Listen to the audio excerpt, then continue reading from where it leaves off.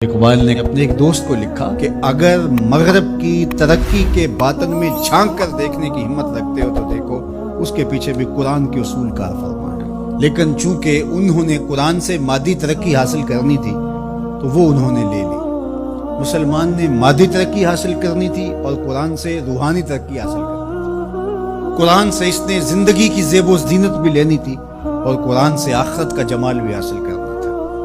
لیکن انہوں نے اس کتاب کو پھینک دیا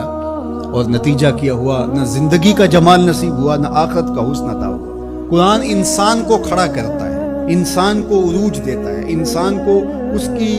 ذات سے ملواتا ہے، خودی کا تعقل دیتا ہے، اس کی ذات سے اس کو آگاہ کرتا ہے، اس کو مقصد زندگی بتاتا ہے،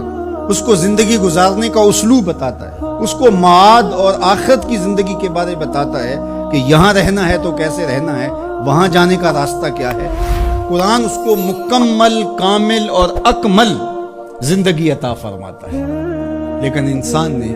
قرآن سے زندگی تلاش ہی نہیں کی اور اس سے زندگی حاصل ہی نہیں کی۔ اللہ اکبر، حامل قرآن و بے ذوق طلب، اقبال کا لہجہ دیکھو، حامل قرآن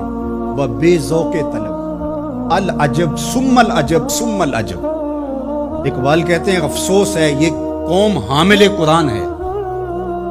لیکن بے ذوق طلب، لیکن اس ذخیرے سے حاصل کچھ نہیں کر رہی، حتیٰ کہ اس کو طلب بھی نہیں ہے کہ اس کو اٹھا کے دیکھو تو صحیح، یہ جو خزانہ پڑا اس میں میرے لیے کیا ہے۔ کہا عجیب بات ہے، بھوکا بھی ہو، پیاس سے تڑپ بھی رہا ہو اور اس کے پاس میٹھا چشمہ بھی بہ رہا ہو، لیکن وہ ادھر رخ نہ کرے اور گندے نالے پر بیٹھ کر چلو بھر بھر کے پی رہا ہو، تو اب یہ بیمار ہوتا ہے اور ڈاکٹر سے کہتا ہے میں بیمار کیسے ہو گیا۔ اقبال کہتا ہے افسوس یہ ہے چشمہ شیریں قرآن کی شکل میں موجود ہے، لیکن یہ پتہ نہیں زندگی کا جمال کہاں ڈھونڈ رہا ہے، تو یہ اس کا ذوق طلب نہ ہونے کی وجہ سے ہے۔ اور ذوق طلب جس کا ہوگا وہ ضرور اس سے کچھ حاصل کر لے گا اور اپنی ضرورت کے مطابق حاصل کر لے گا، اور اس نے بھی تو اپنی ضرورت کے مطابق جو حاصل کرنا چاہا وہ کر ہی لیا۔ جو اس کی طلب تھی قرآن سے اس نے وہ لے ہی لی، لیکن اگر قرآن سے زندگی کا اسلوب سیکھنا چاہتا تو اقبال کہتے ہیں کہ وہ زندگی کا اسلوب اور زندگی کا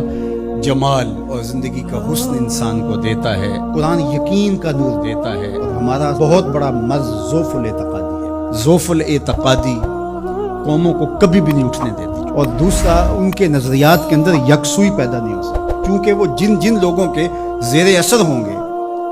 ان لوگوں کے نظریات کے حامل ہوں گے اور وہ قوم ہی نہیں بن سکے۔ اور نتیجہ کیا کہ ایک علاقے کا اسلام دوسرے علاقے کے اسلام سے نہیں ملتا، ایک پیر خانے کا اسلام دوسرے پیر خانے کے اسلام سے نہیں جڑا ہوا، ایک تنظیم کا اسلام دوسری تنظیم کے اسلام سے نہیں جڑا ہوا۔ تو یہ سارے اسلام سینکڑوں ہزاروں کی شکل کے اندر جو نشو و نما پا رہے ہیں، تو یہ جتنے مرضی اوپر چلے جائیں نتیجہ خیز نہیں ہوگا۔ نتیجہ خیز تب ہوں گے جب ماخذ ایک ہوگا، وہ قرآن مجید ہوگا۔ تو قرآن مجید سے جڑنا، قرآن مجید سے وابستہ ہونا، دل بستگی تعلق خاطر